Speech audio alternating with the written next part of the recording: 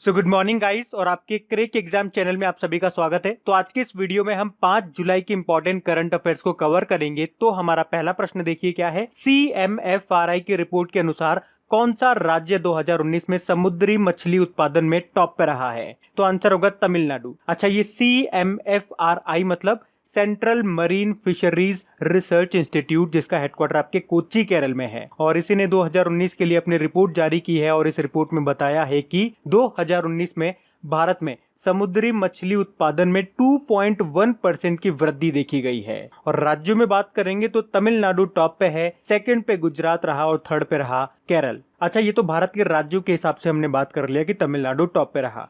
Globally अगर हम बात करते हैं तो कौन सा देश टॉप पे है? तो चाइना टॉप पे है मछली की, समुद्री मछली के उत्पादन में। सेकंड नंबर पे इंडोनेशिया है और फिर आता है भारत थर्ड नंबर पे। तो ये आप ध्यान रखना, राज्यों में याद रख लो तमिलनाडु और दुनिया में चाइना है। भारत तीसरे नंबर पे है। CMFRI मैंने आपको बताया हेडक्वार्टर इसका कोच्चि केरल में है और इसके डायरेक्टर हैं ए गोपाल कृष्णन। अब तमिलनाडु टॉप पर है तो मैप में भी देखिए ये रहा तमिलनाडु। कैपिटल इसकी चेन्नई है और चेन्नई में ही आपका चमड़ा अनुसंधान केंद्र आपको मिलेगा। मुख्यमंत्री हैं एड्डापड्डी के पलानीस्वामी और गवर्नर हैं बनवारी लाल पुरोहित। तमिलनाडु में आपको मीनाक्षी मंदिर भी मिलेगा। एक सबरीमाला मंदिर आपने सुना होगा जो कि केरल में है। तो ये काफी दो मंदिर पूछे जाते हैं, मीनाक्षी मंदिर और सबरीमाला मंदिर। और अभी आपको याद होगा तमिलनाडु का 38वां जिला कौन सा बन गया है? मयिलादुथुराई बन गया है। और अगर पूछे आपसे कि भारत का पहला संगीत संग्रहालय कहाँ पे बना था, तो तमिलनाडु में ही बना था। अभी एक और नाम याद रखो, रूपा गुरुनाथ का, तमिलनाडु क्रिकेट एसोसिएशन की पहली महिला अध्यक्ष बनी है। और केवल तमिलनाडु की नहीं, किसी भी राज्य के क्रिकेट बोर्ड की पहली महिला अध्यक्ष है ये। क्या नाम है? रूपा गुरुनाथ। इसके अलावा तमिलनाडु और कहां पे टॉप पे रहा था? तो 2019-20 के लिए सूक्ष्म सिंचाई के तहत कवरेज में भी तमिलनाडु टॉप पे रहा था। अभी तमिलनाडु सरकार ने ग्रामीण कायाकल्प योजना शुरू की है और अभी तमिलनाडु के तंजावुर नेती वर्क्स और अरम्बवूर वुड नक्काशी को भी GI टैग मिला था। तो ये पॉइंट्स आप ध्यान रखना। बढ़ते हैं आगे। फिर है, हाल ही में किस राज्य ने बलराम योजना शुरू की है? तो आंसर होगा उड़ीसा सरकार ने। तो अभी उड़ीसा की सरकार ने करीब 7 लाख भूमिहीन किसानों, यानी कि जिनके पास खुद की जमीन नहीं है, उन्हें ऋण देने के लिए ये बलराम योजना शुरू की है। एक्चुअली में क्या होता था, जिन किसानों के पास खुद की जमीन नहीं है, उन्हें लोन लेने में बहुत दिक्कत होती थी, या यूं कहें कि उन्हें लोन मिलता ही नहीं था। भाई किसानों के पास मेन क्या होती है? जमीन ही होती है, और उनके पास जमीन ही नहीं है तो लोन किस बेसिस पे मिलेगा उन्हें? लेकिन अब इस योजना के थ्रू उन्हें लोन मिल पाएगा ताकि इस कोरोना वायरस काल में उन्हें मदद मिल पाए और उस पैसे से वो पट्टे या लीज पर खेती की जमीन लेकर के अपने आप को फिर से खड़ा कर पाएंगे। अब बात उड़ीसा की है तो ये रहा मैप में उड़ीसा। कैपिटल इसकी भुवनेश्वर है। भुवनेश्वर से मैंने आपको बताया था खेलो इंडिया यूनिवर्सिटी गेम्स का जो इस साल पहला संस्करण हुआ था वो यहीं पे हुआ था और इसमें टॉप पे रहा था पंजाब यूनिवर्सिटी। और भारतीय रेलवे ने अपना जो वेस्ट टू एनर्जी प्लांट है वो भी यहीं पे स्थापित किया था। उड़ीसा के मुख्यमंत्री का नाम है नवीन पटनायक और नवीन पटनायक को आपको याद होगा पेटा ने हीरो टू एनिमल का अवार्ड भी दिया था। पेटा जानवरों के हितों के लिए काम करने वाली एक संस्था है। पेटा की फुल फॉर्म होती है people for the ethical treatment of animal. और अभी नवीन पटनायक जी ने ही अपने पिता के ऊपर एक बुक भी लॉन्च की थी। बुक का नाम क्या था? The adventure of Daredevil Democrat. बाकी अभी उड़ीसा हाईकोर्ट के जो नए चीफ जस्टिस बने थे उनका नाम भी याद रखो, मोहम्मद रफीक है। और यहीं पे ही अभी मो प्रतिभा पहल, मो जीवन पहल, मो कार्यक्रम, अच्छा सिंपल सा याद रखो ना, जिस भी योजना या अभियान के आगे मो लग जाए वो आपकी उड़ीसा की होगी, ये याद रखो आप। इसके अलावा अभी उड़ीसा सरकार ने कहा है कि कोविड-19 से मरने वाले पत्रकारों के परिवारों को 15 लाख रुपए दिए जाएंगे। अभी उड़ीसा सरकार ने ही मधु एप्लीकेशन को भी लॉन्च किया था और जनजातीय हॉस्टल्स के लिए ISO सर्टिफिकेट पाने वाला पहला राज्य भी बना है उड़ीसा। अभी यहीं पे विशेष आजीविका हस्तक्षेप योजना भी शुरू हुई थी। इसके अलावा एक और इम्पोर्टेंट पॉइंट याद रखो, बंदे उत्कल जननी को स्टेट सॉन्ग का दर्जा मिल गया है उड़ीसा में। और इस सॉन्ग को किसने लिखा है? के लक्ष्मीकांता महापात्रा ने लिखा है। और ये जो आप देख रहे हो ये भारत की सबसे बड़ी और दुनिया की दूसरी सबसे बड़ी खारे पानी की झील है। इसे कहते हैं चिल्का लेक। अच्छा, यहाँ से एक बार प्रश्न एग्जाम में आया था कि हीराकुड डैम ये कहाँ पर है? ये आपका उड़ीसा में है। भारत का सबसे लंबा डैम है ये। और बाराबत्ती स्टेडियम ये भी पूछा जा चुका है एग्जाम में, ये कटक उड़ीसा में है। अच्छा, हीराकुड डैम किस नदी पे है? तो महानदी पे है, ये भी याद रखना। बढ़ते हैं आगे। फिर है, हाल ही में भारतीय रेलवे के द्वारा चलाई जाने वाली सबसे लंबी ट्रेन का नाम क्या है? तो आंसर होगा शेषनाग। तो ये भी 2 जुलाई 2020 को ही भारतीय रेलवे ने सबसे लंबी मालगाड़ी चला करके एक नया कीर्तिमान रच दिया है और इसकी लंबाई क्या रही 2.8 किलोमीटर और भारतीय रेलवे के इतिहास में यह अब तक की सबसे लंबी मालगाड़ी है और इसका नाम क्या रखा गया, शेषनाग इसका नाम रखा गया। इसमें 251 खाली डब्बे थे जिन्हें खींचने के लिए 4 इलेक्ट्रिक इंजन लगे थे और इसका संचालन किया, इसको ऑपरेट किया साउथ ईस्ट सेंट्रल रेलवे ने। और ये कहां से कहां चली, नागपुर से कोरबा तक चली है। अच्छा, इसके अलावा एक और पॉइंट मैं आपको रेलवे से बताऊंगा। अभी इतिहास में पहली बार ऐसा हुआ है कि रेलवे की 100% ट्रेनें समय पर अपने गंतव्य यानी कि डेस्टिनेशन पे टाइम पे पहुंच गई। तो ये पॉइंट भी आप ध्यान रखें। और रेलवे से क्या क्या पॉइंट्स आपके एग्जाम में बन सकते हैं जो अभी करंट अफेयर्स में रहे, सुनो ध्यान से। अभी आपको याद होगा डबल कंटेनर स्टिक ट्रेन चलाई थी, मतलब मालगाड़ी थी उसके ऊपर एक कंटेनर और कंटेनर के ऊपर कंटेनर था। इस तरह की इलेक्ट्रिक ट्रेन चली थी। किस देश में पहली बार चली, भारत में पहली बार चली। और ये कहां से कहां चली थी, तो पालनपुर और बोटाड़ के बीच में चली थी, गुजरात में है ये। इसके अलावा भारतीय रेलवे ने अपना पहला वेस्ट टू एनर्जी प्लांट कहां पे बनाया है, तो भुवनेश्वर में बनाया है। और देखो, अगर ये आपसे पूछा जाए कि ये जो वेस्ट टू एनर्जी प्लांट है किस टेक्निक पे काम करेगा, तो पॉली क्रैक टेक्निक पे काम करेगा, ये भी आप याद रखो। इसके अलावा पहली श्रमिक स्पेशल ट्रेन ये कहां से कहां चली, तो तेलंगाना के लिंगपल्ली से झारखंड के हटिया तक चली है। इसके अलावा भी भारतीय रेलवे ने 6049 स्टेशनों पर वीडियो निगरानी स्थापित करने के लिए रेलटेल के साथ भी समझौता किया था। और अभी मध्य रेलवे जोन ने नागपुर रेलवे स्टेशन पे आत्मा मशीन लगाई थी। आत्मा मतलब होता है automatic ticket checking and managing access, मतलब ये टिकट भी चेक करेगी और लोगों का टेम्परेचर वगैरह और ये भी नापेगी और साथ में ये भी देखेगी कि किसी ने मास्क लगाया है या नहीं लगाया। और इसी तरह आपको याद होगा सेंट्रल रेलवे ने ही कैप्टन अर्जुन और फेब्रियाई इन दोनों को डेवलप किया था कोरोना पेशेंट्स की स्क्रीनिंग करने के लिए। तो ये सारे पॉइंट्स आपको रेलवे से याद रखने हैं। अच्छा, रेलवे से एक इंपॉर्टेंट प्रश्न मैं आपसे पूछता हूँ, आप मुझे बताओ कि सबसे लंबा प्लेटफॉर्म ये कहां पे बनाया जा रहा है, किस रेलवे स्टेशन पे और किस राज्य में, ये दोनों आपको बताना है। और वर्तमान में सबसे लंबा प्लेटफॉर्म कौन सा है, तो गोरखपुर रेलवे स्टेशन का है जिसकी लंबाई है लमसम 1366 मीटर की। तो ये भी ध्यान रखना। बढ़ते हैं आगे। और गाइज, अगर वीडियो आपको अच्छा लग रहा है तो प्लीज इसे लाइक करते हुए चलना। देखिए आप लोगों ने अभी लाइक किया है या नहीं किया है, नहीं किया है तो अभी इसको लाइक कर दीजिए, लास्ट तक आप लोग भूल जाओगे मैं कह रहा हूँ। और हाँ, इसे शेयर भी जरूर कर देना अपने दोस्तों के साथ में। और अगर आप में से कोई स्टूडेंट इस चैनल को फर्स्ट टाइम देख रहा है तो आप इस चैनल को सब्सक्राइब कर सकते हैं। सब्सक्राइब करने के बाद में पास में बेल आइकन को जरूर प्रेस कीजिएगा ताकि आगे के आपको नोटिफिकेशन मिलते रहें, ताकि आपसे कोई भी वीडियो मिस न हो। बेल आइकन को प्रेस करना जरूरी है। चलिए बढ़ते हैं आगे। फिर अभी हाल ही में NHAI के अध्यक्ष का कार्यकाल 6 माह के लिए बढ़ा दिया गया है। आपको उनका नाम बताना है। NHAI के अध्यक्ष का नाम क्या है, तो आंसर होगा सुखबीर सिंह संधू। NHAI मतलब होता है नेशनल अथॉरिटी ऑफ इंडिया और इसके जो अध्यक्ष हैं वो है सुखबीर सिंह संधू, जिनका कार्यकाल अभी 21 जुलाई को पूरा होने वाला था, पर अभी 6 माह के लिए इनका टाइम पीरियड, इनका कार्यकाल बढ़ा दिया गया। अच्छा, मैं आपको हमेशा बोलता हूँ ना, चीजों को कोरिलेट करते हुए पढ़ो, कनेक्ट करते हुए, लिंक करते हुए पढ़ो। तो क्या यहाँ पे NHAI से कुछ कनेक्ट कर पा रहे हो आप? अभी आपको याद होगा कि NHAI निर्माण क्षेत्र यानी कि कंस्ट्रक्शन सेक्टर में पूरी तरह से डिजिटल होने वाला पहला संगठन बना है। ये आपको याद रखना है, नहीं याद था तो। NHAI की स्थापना 1988 में हुई थी, हेडक्वार्टर इसका नई दिल्ली में है। बाकी ब्रजेंद्र नवनीत की बात करेंगे, वर्ल्ड ट्रेड ऑर्गेनाइजेशन में भारतीय राजदूत बने हैं। वी सूर्य नारायण कल ही पड़ा था, चोलामंडलम MS जनरल इंश्योरेंस के मैनेजिंग डायरेक्टर बने और श्रीकांत माधव वैद्य इंडियन ऑयल कॉर्पोरेशन के नए अध्यक्ष बने ये। अच्छा, इस प्रश्न में हम कार्यकाल बढ़ाने से बात कर रहे हैं तो 2 इंपॉर्टेंट नाम मैं आपको बताऊंगा। एक तो अटॉर्नी जनरल जो हमारे हैं के वेणुगोपाल है, इनका कार्यकाल 1 साल के लिए बढ़ाया गया।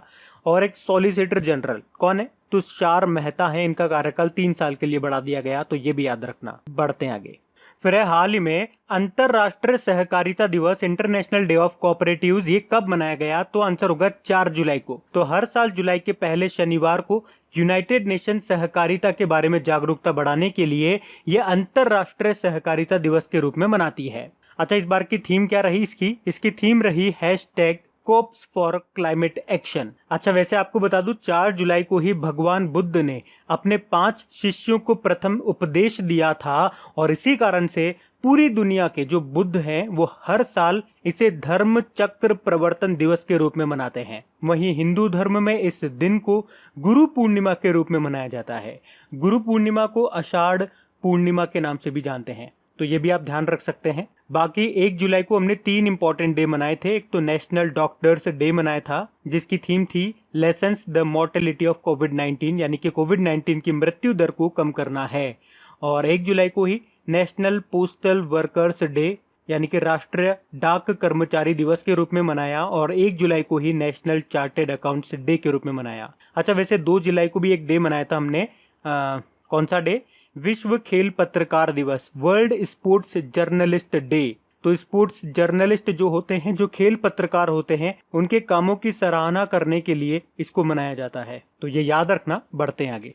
फिर है वर्चुअल रेस अक्रॉस अमेरिका 2020 के पहले संस्करण में पोडियम स्थान प्राप्त करने वाले पहले भारतीय कौन है? आंसर होगा भारत पन्नू।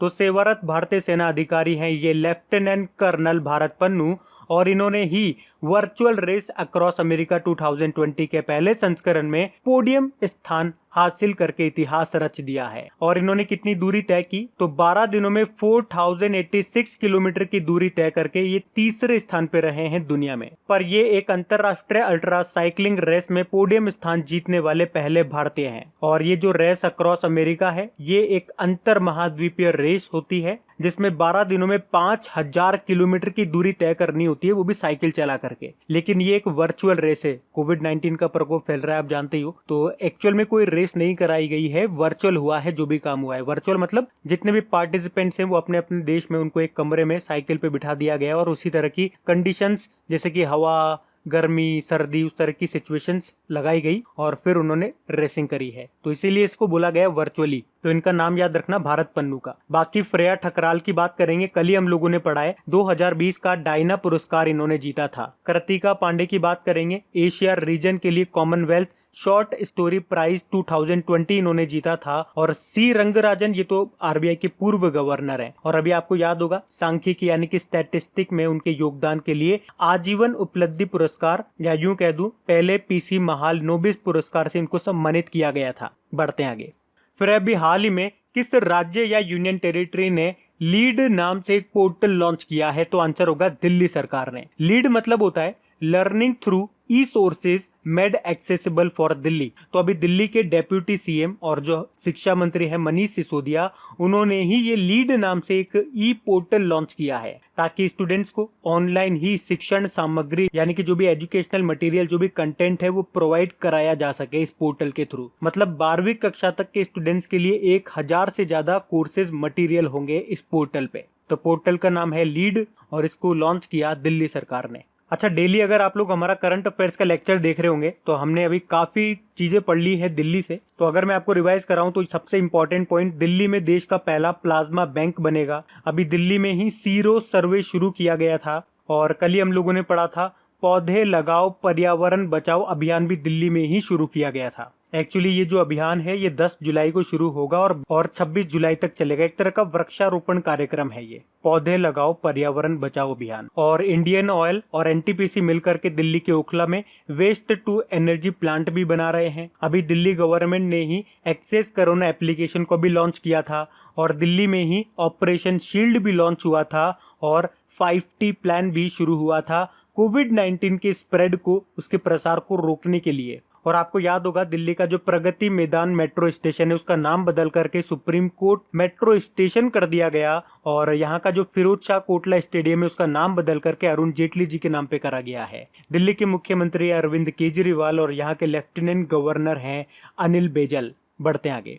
फिर अभी किस भारतीय खिलाड़ी ने जर्मनी में PSD bank Nord open tennis tournament जीता है? तो आंसर होगा सुमित नागल ने। तो भारतीय टेनिस प्लेयर हैं ये सुमित नागल और अभी इन्होंने ही जर्मनी में PSD bank Nord open tennis tournament जीत लिया है। अच्छा, जर्मनी से एक और क्वेश्चन मैं आपको बताता हूँ। अभी आपको याद होगा प्रोफेसर अमर्त्य सेन के बारे में, इनको मिला था अभी जर्मनी का शांति पुरस्कार, तो ये नाम भी याद रखना। वैसे अमर्त्य सेन से आप याद रखो 1998 का नोबेल पुरस्कार इनको मिला था। बाकी पीवी सिंधु की बात करेंगे तो बैडमिंटन प्लेयर हैं ये हमारी, और BWF यानी कि वर्ल्ड बैडमिंटन फेडरेशन में गोल्ड जीतने वाली पहली भारतीय बनी थी ये। बाकी नितिन मेनन की बात करेंगे, अभी आईसीसी के एलिट पैनल में शामिल होने वाले तीसरे भारतीय और सबसे युवा एम्पायर बने ये। बाकी सानिया मिर्जा, ये इंपॉर्टेंट नाम है, भारतीय टेनिस प्लेयर है ये। और अभी आपको याद होगा कि Sania Mirza Fed Cup heart award जीतने वाली पहली भारतीय बनी थी। फेड कप जो होता है ये महिलाओं का टेनिस टूर्नामेंट होता है। और अगर आपसे पूछा जाए कि लास्ट टाइम का यानी कि 2019 का फेड कप किसने जीता था, तो फ्रांस ने जीता था। पुरुषों का जो टूर्नामेंट होता है उसे कहते हैं डेविस कप, और 2019 का डेविस कप किसने जीता था, तो वो स्पेन ने जीता था। तो इतना आप याद रख सकते हो। बढ़ते आगे। फिर है हाल ही में जारी global e waste monitor 2020 report में कौन सा देश ई कचरे का यानी कि ई वेस्ट का सबसे बड़ा योगदानकर्ता यानी कि कंट्रीब्यूटर था, तो आंसर होगा चाइना। अच्छा, ये रिपोर्ट जारी किसने की है, तो यूनाइटेड नेशन ने, और इस रिपोर्ट का नाम है ग्लोबल ई वेस्ट मॉनिटर 2020, और इसमें बताया है कि दुनिया में 2019 में रिकॉर्ड 53.6 मिलियन टन ई वेस्ट को फेंका गया है। ई वेस्ट मतलब होता है इलेक्ट्रॉनिक वेस्ट, जैसे कि आपका कंप्यूटर खराब हो गया, टीवी खराब हो गया, आपका मोबाइल खराब हो गया, तो वो क्या बन गया, एक इलेक्ट्रॉनिक वेस्ट, ई वेस्ट उसे शॉर्ट में बोलते हैं। यानी कि इस रिपोर्ट के अनुसार सबसे ज्यादा ई वेस्ट चाइना से रहा है 10.1 मिलियन टन। दूसरे नंबर पे यूएसए 6.9 मिलियन टन ई वेस्ट के साथ, और फिर तीसरे नंबर पे भारत रहा 3.2 मिलियन टन ई वेस्ट के साथ। मतलब आप देख सकते हो इन तीनों देशों से ही 38% ई वेस्ट आया है। इसके अलावा मैं आपको बता दूं, देखो जितना भी ई वेस्ट होता है ना, उसका केवल 17.4% ही रिसाइकल हो पाता है, बाकी तो वेस्ट ही है। अच्छा, ई वेस्ट से एक प्रश्न मुझे याद आता है, आप बताओ भारत के किस शहर में पहला ई वेस्ट प्लांट खुला था, तो आंसर होगा, आंसर आप ही बताओगे। अब यहाँ पे चाइना टॉप पे रहा है, तो चाइना के बारे में जान लेते हैं। ये रहा मैप में चाइना, कैपिटल इसकी बीजिंग है। बीजिंग में ही आपको एशियन इंफ्रास्ट्रक्चर इन्वेस्टमेंट बैंक का हेडक्वार्टर भी मिलेगा, और 2022 में जो आपके विंटर ओलंपिक गेम होंगे वो भी यहीं पे होने वाले हैं। इसके अलावा करेंसी रेनबिन है, प्रेसिडेंट है शी जिनपिंग। अच्छा, भारत और चाइना के बीच की बॉर्डर लाइन को क्या कहते हैं, मैकमोहन लाइन कहते हैं। चाइना के प्रेसिडेंट का नाम तो हो ही गया, शी जिनपिंग। बाकी याद रखो, चाइना जो सशस्त्र व्यापार संधि है, आर्म्स ट्रेड ट्रीटी, उसमें भी शामिल होगा। इसके अलावा चाइना ने अपने पहले मंगल अन्वेषण मिशन, मार्स एक्सप्लोरेशन मिशन का नाम क्या रखा है, तियानवेन 1 रखा है। अच्छा, चाइना में और कौन कौन से गेम्स होंगे और कब होंगे, तो एक तो याद रखो 2022 में जो एशियन पैरा गेम्स होंगे ये आपके चाइना में होंगे, और जो इसका शुभंकर है वो है फेई फेई। और तीसरे एशियन यूथ गेम्स ये आपके 2021 में होंगे चाइना के शांटाऊ में। और सिंपल सा एशियन गेम्स बोलूंगा तो 2022 में होंगे चाइना के हांगझाओ में। और बीजिंग का तो आपको पता ही है, 2022 में विंटर ओलंपिक गेम्स होंगे, जिसके शुभंकर है बिंग ड्वेन ड्वेन और श्वेन रॉन रॉन। फिर आपको बताना है व्लादिमीर पुतिन जो कि रशिया के प्रेसिडेंट हैं, ये कब तक रशिया के राष्ट्रपति बने रह सकते हैं, तो आंसर होगा 2036 तक। तो अभी हाल ही में हुए संविधान संशोधन के हिसाब से व्लादिमीर पुतिन ये 83 साल यानी कि 83 वर्ष की उम्र तक या 2036 तक राष्ट्रपति रह सकते हैं। अच्छा, इस प्रश्न से आपको कुछ जरूर याद आ रहा होगा, 2018 में भी जो चीन के राष्ट्रपति हैं शी जिनपिंग, उन्होंने चीन का संविधान बदलवाकर अपने आजीवन बने रहने की राह को आसान कर लिया था। तो सिंपल सा आपको याद रखना है कब तक ये बने रह सकते हैं, अगर ये चाहें तो 2036 तक, 2036 तक। अब बात रशिया की है, तो ये रहा मैप में रशिया की कैपिटल क्या है, मॉस्को है। अच्छा, अभी आपको याद होगा अभी मॉस्को में जो विक्ट्री परेड हुई थी, जिसमें हमारे रक्षा मंत्री राजनाथ सिंह ने हिस्सा लिया था, और भारत की तीनों सेनाओं के 25 सैनिक इसमें पार्टिसिपेट लिया था उन्होंने, टोटल 75 सैनिकों ने। रूबल है, प्रेसिडेंट है व्लादिमीर पुतिन, और इसके नए प्रधानमंत्री बने थे कौन, मिखाइल मिशुस्तिन। और रशिया की संसद को क्या कहते हैं, तो ड्यूमा कहते हैं। इसके अलावा रशिया से आप याद रख सकते हो, रशिया की एनर्जी स्पेस कॉर्पोरेशन ने घोषणा की है कि वो 2023 तक पहले पर्यटक को स्पेस वॉक पर ले जाएगा। और अभी सिप्री की रिपोर्ट आई थी जिसमें बताया था कि रशिया के पास सबसे ज्यादा परमाणु हथियार हैं, रशिया के पास है सबसे ज्यादा, फिर उसके बाद यूएसए, फिर उसके बाद चाइना। और वो रशिया ही है जिसने दुनिया का पहला तैरता हुआ न्यूक्लियर पावर प्लांट बनाया था, जिसका नाम था अकाडेमिक लुमोनोसोन। और रशिया ने ही विश्व के पहले हाइपरसोनिक परमाणु मिसाइल अवनगार्ड को अपनी सेना में शामिल किया था। तो ये पॉइंट्स आप ध्यान रखना। बढ़ते हैं आगे। फिर अभी नासा ने किस नाम से संक्रमण से बचने के लिए 3D प्रिंटेड नेकलेस बनाया है, तो आंसर होगा पल्स। तो अभी नासा ने संक्रमण से बचने के लिए एक 3D प्रिंटेड नेकलेस तैयार किया है, जो कि किसी के संपर्क में आने पर अलर्ट करता है। और मेनली इस नेकलेस का तो काम ये होता है कि हाथों की गतिविधियों को ट्रैक करना। जैसे कि आप अपने चेहरे को छूते हो अपने हाथों से जानबूझ करके या अनजाने में, तो ये आपको रोकेगा। जैसे मतलब आप अपने हाथ अपने चेहरे के नजदीक लेकर के जाओगे, ये वाइब्रेट करने लगता है, तो आपको पता लग जाता है कि आपको अपने हाथों को अपने चेहरे के पास लेकर के नहीं जाना है। क्या पता आपके हाथों में कीटाणु लग रहे हो, वायरस वगैरह हो, आपके हाथ मुंह तक जाए तो वो मुंह के थ्रू सांस के थ्रू चले जाए, तो इस तरह से ये संक्रमण को रोकने का काम करता है। पर्ल्स इस नेकलेस का नाम है। अच्छा, वाइटल की बात करेंगे तो वाइटल आपने जरूर सुना होगा। नासा ने ही इनको बनाया था, वाइटल नाम के वेंटिलेटर को। प्राणवायु की बात करेंगे तो आईआईटी रुड़की ने low cost portable ventilator developed किए थे। और जीवन की बात करेंगे तो भारतीय रेलवे ने ये लो कॉस्ट वेंटिलेटर बनाए थे जीवन नाम से।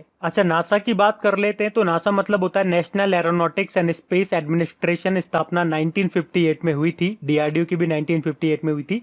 हेडक्वार्टर इसका वॉशिंगटन डीसी में है। अच्छा चलो, आप मुझे बताओ, इसका जो ये मुख्यालय है, हेडक्वार्टर है, इसका नाम किसके नाम पर रखने की इन्होंने घोषणा की है नासा वालों ने? यह भी प्रश्न कुछ दिन पहले ही आया था और ये इंपॉर्टेंट रहेगा। और नासा ने अगर नाम बदलने की बात करोगे तो एक और प्रश्न आपको याद होना चाहिए। अभी नासा ने अपना जो नया टेलीस्कोप है W फर्स्ट, और इसका नाम नैन्सी ग्रेस रोमन के नाम पे रखा है, W फर्स्ट। बाकी इसके अध्यक्ष हैं जिम ब्रिडस्टीन। बढ़ते हैं आगे। फिर है हाल ही में लिन डेन ने सेवानिवृत्ति की यानी कि संन्यास की घोषणा कर दी। आपको बताना है कौन सा गेम खेलते हैं ये। बैडमिंटन प्लेयर हैं ये, और अभी इन्होंने संन्यास की घोषणा कर दी है। चाइना के बैडमिंटन प्लेयर हैं ये, और इन्होंने 2 बार यानी कि एक तो 2008 के बीजिंग में और 2012 के लंदन ओलंपिक गेम्स में गोल्ड मेडल जीता है चाइना के लिए। तो रिटायर्ड हो रहे हैं अब ये, तो इनका नाम ध्यान रखना। अब बात करेंगे कल की वीडियो में पूछे गए प्रश्न के उत्तर की। तो कल की वीडियो में आपसे पूछा गया था कि किसने पौधे लगाओ पर्यावरण बचाओ अभियान को शुरू किया, तो आंसर होगा दिल्ली सरकार ने। आप सभी ने प्रश्न का बिल्कुल सही उत्तर दिया है। और गाइस, वीडियो को अगर अभी तक आपने लाइक नहीं किया है तो प्लीज इसे एक थम्स अप जरूर दीजिएगा, एक लाइक जरूर कीजिएगा, और शेयर भी करना इसे मत भूलना जहां पर भी आप इसे शेयर कर सकते हो।